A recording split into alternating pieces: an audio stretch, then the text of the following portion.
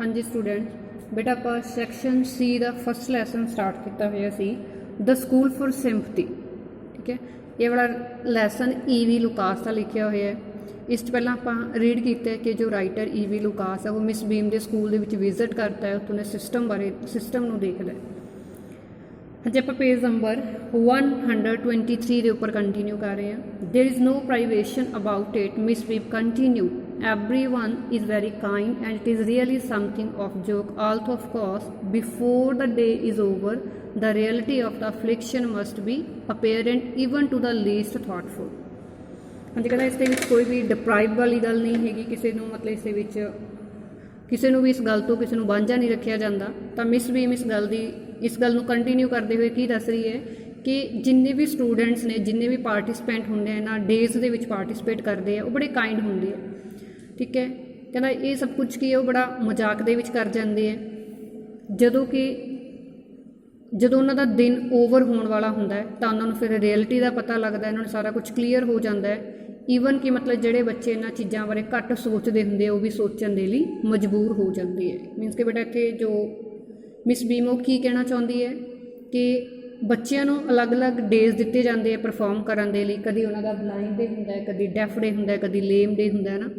तो जो तो उन्होंने डे स्टार्ट होंगे तो वो इन्होंने गलों थोड़ा जहा जोक समझते हैं, पर जिमें जिमें डे स्पेंड करते हैं तो उन्होंने रियलाइज़ होंगे कि हैंडीकैप लोग की फील करते हैं, उन्होंने किमें दूसरों की जरूरत होंगी है। तो कहना जोड़े बच्चे इन्होंने चीज़ों बारे पहला घट सोच रहे होंगे है उन्होंने भी सारे जो प्रॉब्लम्स ने हैंडीकैप पीपल दी सारिया क्लीयर हो जाती है और वो भी वो दूसरों के प्रति सिंपैथिक हो जाती है।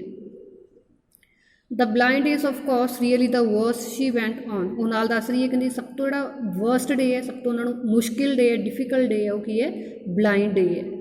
But some of the children tell me that the dumb day is most dreadful. There of course the child must exercise will power only for the mouth is not bandaged but come down into the garden and see for yourself how the children like it. कहना कुछ बच्चे तो सोचते हैं कि blind day ज़्यादा मुश्किल है, बट कुछ बच्चों का कहना है कि डंब डे ज़्यादा मुश्किल है, चुप रहना गूंगे बनना ज़्यादा मुश्किल है। क्यों? क्योंकि चुप रहने के लिए विल पावर चाहिए है।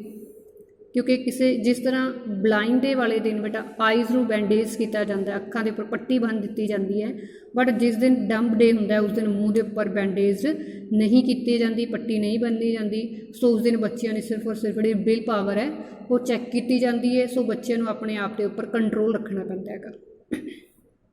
इन्ना समझाने तो बाद मिस बीम राइटर को कह रही है कि हुण गार्डन के विच आओ तो खुद देखो कि बच्चे की फील करते हैं। Miss Beam led me to one of the bandaged girls, a little merry thing whose eyes under the folds were I felt sure as black as ash birds. Here is a gentleman come to talk to you, said Miss Beam and left us. तो उस तो बाद miss beam writer को एक लड़की को लै जाती है, जिस लड़की दी जी आईज़ ने उन्होंने उपर बैंडेज की हुई है, पट्टी बनी हुई है। ठीक है, जिहदियां जो राइटर है वो इमेजिन कर रहे हैं कि जोड़ियाँ आईज़ ने इस बैंडेज के नीचे छुपियां हुई ने वो ब्लैक होणगियां किहदी तरह, एक ट्री के बर्ड्स की तरह, पंखड़ियां की तरह, कलर उसका टोटली ब्लैक होएगा। तो मिस बीम उस लड़की को दस रही है कि तुहाडे कोल एक जेंटलमैन आया जो तुहाडे नाल गल करना चाहता है। Don't you ever peep I asked why way of an opening. तो गल की शुरुआत करते हुए राइटर ने उस लड़की तो पूछा कि तुसी कभी चोरी देखने की कोशिश नहीं की। ओ नो शी एक्सक्लेम्ड, कहनी नहीं, वो हैरान होकर बोली दैट वुड बी चीटिंग, कहनी अगर मैं इस तरह करूँगी तो की होएगी, चीटिंग होएगी, धोखा होएगा। But I had no idea it was awful to be blind.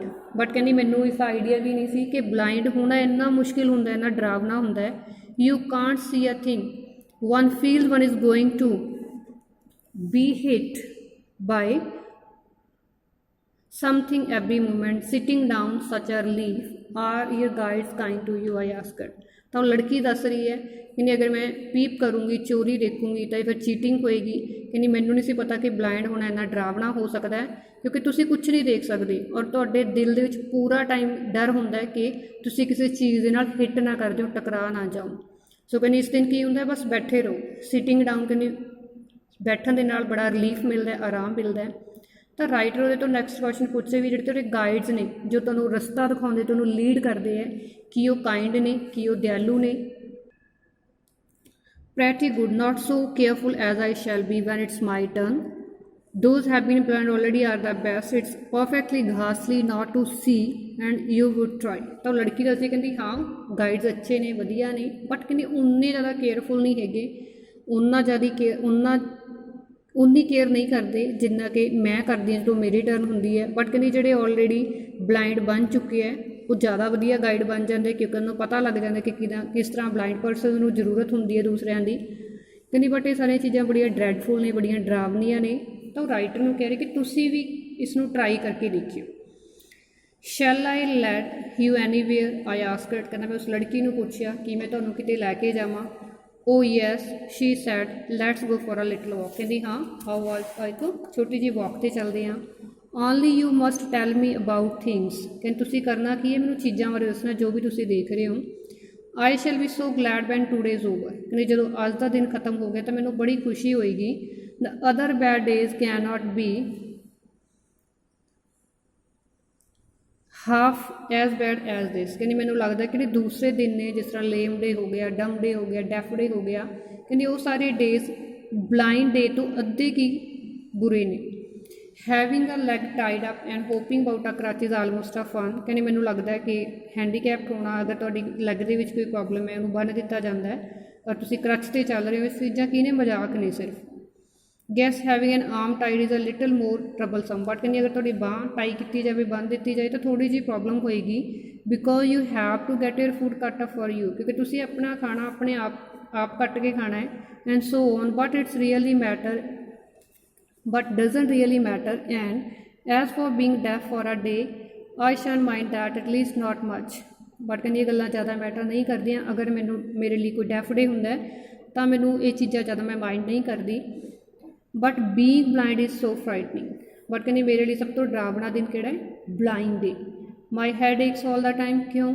ਕਿਉਂਕਿ ਮੇਰਾ ਪੂਰਾ ਦਿਨ ਸਿਰ ਦੁਖਦਾ ਰਹਿੰਦਾ ਹੈ। ਯੈਸ ਫਰੋਮ ਡੋਜ਼ਿੰਗ ਥਿੰਗਸ, ਚੀਜ਼ਾਂ ਨੂੰ ਇੱਧਰ ਉੱਧਰ ਲੱਭਣ ਦੇ ਨਾਲ। That probably are not hair, ਜਿਹੜੀਆਂ ਚੀਜ਼ਾਂ ਉੱਥੇ ਹੁੰਦੀਆਂ ਵੀ ਨਹੀਂ ਹੈਗੀਆਂ।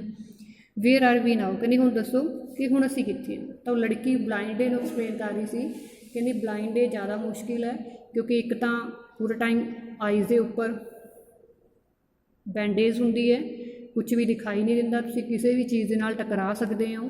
ਸੈਕਿੰਡਲੀ ਪੂਰਾ ਟਾਈਮ ਮਤਲਬ ਡੋਜ਼ਿੰਗ ਕਰਨੀ ਪੈਂਦੀ ਹੈ, ਚੀਜ਼ਾਂ ਨੂੰ ਦੇਖਣਾ ਪੈਂਦਾ, ਟੱਚ ਕਰਨਾ ਪੈਂਦਾ ਹੈ। ਸੋ ਕਹਿੰਦੀ ਇਹਨਾਂ ਚੀਜ਼ਾਂ ਦੇ ਵਿੱਚ ਜਿਹੜਾ ਮੇਰਾ ਹੈਡੇਕ ਹੈ ਉਹ ਹੋਣ ਲੱਗ ਜਾਂਦਾ ਹੈ। In the playground I said going toward the house, ਤਾਂ ਰਾਈਟਰ ਨੂੰ ਦੱਸਿਆ ਕਹਿੰਦਾ ਹੁਣ ਅਸੀਂ ਇੱਕ ਪਲੇਗਰਾਊਂਡ ਦੇ ਵਿੱਚ ਹਾਂ। Miss beam walking up and down the terrace with the tall girl, ਔਰ ਹੁਣ ਆਪਾਂ ਘਰ ਵੱਲ ਜਾ ਰਹੇ ਹਾਂ। ਜੋ ਮਿਸ ਬੀਮ ਹੈ ਛੱਤ ਦੇ ਉੱਪਰ ਇੱਕ ਕਾਫੀ ਟਾਲ ਲੜਕੀ ਦੇ ਨਾਲ, ਇੱਕ ਲੰਬੀ ਲੜਕੀ ਦੇ ਨਾਲ, ਕਦੀ ਉੱਪਰ ਜਾ ਰਹੀ ਹੈ ਕਦੀ ਨੀਚੇ। What has the girl to got on my companion asked, ਤਾਂ ਉਸ ਲੜਕੀ ਨੇ ਪੁੱਛਿਆ ਕਿ ਉਸ ਲੜਕੀ ਨੇ ਪਾਇਆ ਕੀ ਹੋਇਆ ਹੈ, ਡਰੈਸ ਕੀ ਹੈ। Blue skirt and pink blouse, ਤਾਂ ਉਸ ਲੜਕੀ ਨੇ ਕੀ ਹੈ ਡਰੈਸ ਦੱਸ ਰਿਹਾ ਉਹ, ਕਹਿੰਦਾ ਉਹਨੇ ਬਲੂ ਸਕਰਟ ਔਰ ਪਿੰਕ ਬਲਾਊਜ਼ ਪਾਇਆ ਹੋਇਆ ਹੈ। I think it's Milly, she said what's colour hair, ਤਾਂ ਉਹ ਲੜਕੀ ਗੈਸ ਕਰ ਰਹੀ ਕਹਿੰਦੀ ਸ਼ਾਇਦ ਉਹ ਮਿਲੀ ਹੈ, ਉਹਦੇ ਬਾਲਾਂ ਦਾ ਕਲਰ ਕੀ ਹੈ।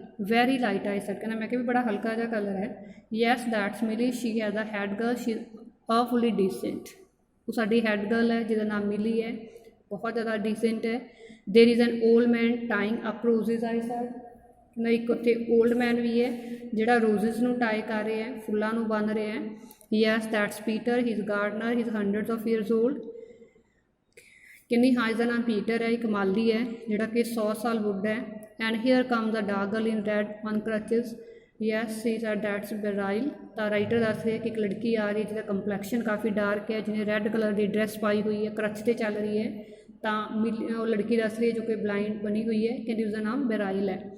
ਐਂਡ ਸੋ ਵੀ ਵਾਕਡ ਔਨ, ਕਹਿੰਦਾ ਇਸ ਤਰ੍ਹਾਂ ਅਸੀਂ ਚੱਲਦੇ ਰਹੇ। And steering is little thing about I discovered I was 10 times more thoughtful already than I had any notion of, and that the necessity of describing the surrounding to another makes more interesting, ਤਾਂ writer feel ਕਰ ਰਿਹਾ ਸੀ ਕਿ ਅੱਜ ਮੈਂ ਸਾਰੀਆਂ ਚੀਜ਼ਾਂ ਨੂੰ ਬੜੇ ਧਿਆਨ ਨਾਲ ਦੇਖ ਰਿਹਾ ਸੀ, ਮੈਂ ਪਹਿਲਾਂ ਨਾਲੋਂ 10 ਗੁਣਾ ਜ਼ਿਆਦਾ ਐਕਟਿਵ ਸੀ ਕਿਉਂਕਿ ਅੱਜ ਮੈਂ ਸਭ ਕੁਝ ਉਸ ਲੜਕੀ ਨੂੰ ਡਿਸਕ੍ਰਾਈਬ ਕਰਨਾ ਸੀ, ਉਸਨੂੰ ਦੱਸਣਾ ਸੀ ਕਿ ਕੌਣ ਆ ਰਿਹਾ ਹੈ, ਕੀ ਡਰੈਸ ਪਾਈ ਹੋਈ ਹੈ, ਕਿਹਦੇ ਵਾਲਾਂ ਦਾ ਕਲਰ ਕੀ ਹੈ, ਕੌਣ ਕੀ ਕੰਮ ਕਰ ਰਿਹਾ ਹੈ।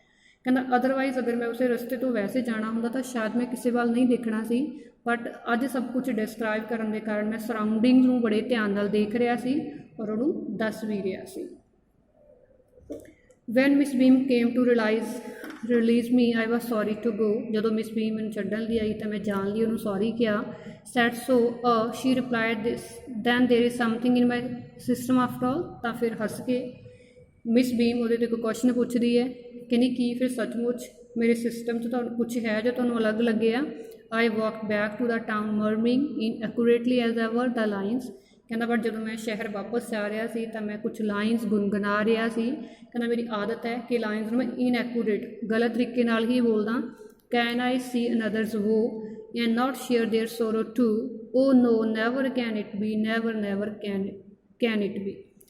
ਤਾਂ ਰਾਈਟਰ ਜਾਂਦੇ ਹੋਏ ਲਾਈਨਸ ਬੋਲ ਰਿਹਾ ਇੱਕ ਪੋਇਮ ਦੀਆਂ, ਜਿਸ ਦਾ ਮੀਨਿੰਗ ਹੈ ਕਹਿੰਦਾ ਕਿ ਅਸੀਂ ਦੂਸਰਿਆਂ ਦਾ ਜਿਹੜਾ ਉਹ ਹੈ ਮੀਨਸ ਕਿ ਦੁੱਖ ਹੈ, ਪ੍ਰੋਬਲਮਸ ਉਹਨਾਂ ਨੂੰ ਦੇਖ ਸਕਦੇ ਹਾਂ, ਕਿ ਉਹਨਾਂ ਨੂੰ ਸ਼ੇਅਰ ਕਰ ਸਕਦੇ ਹਾਂ।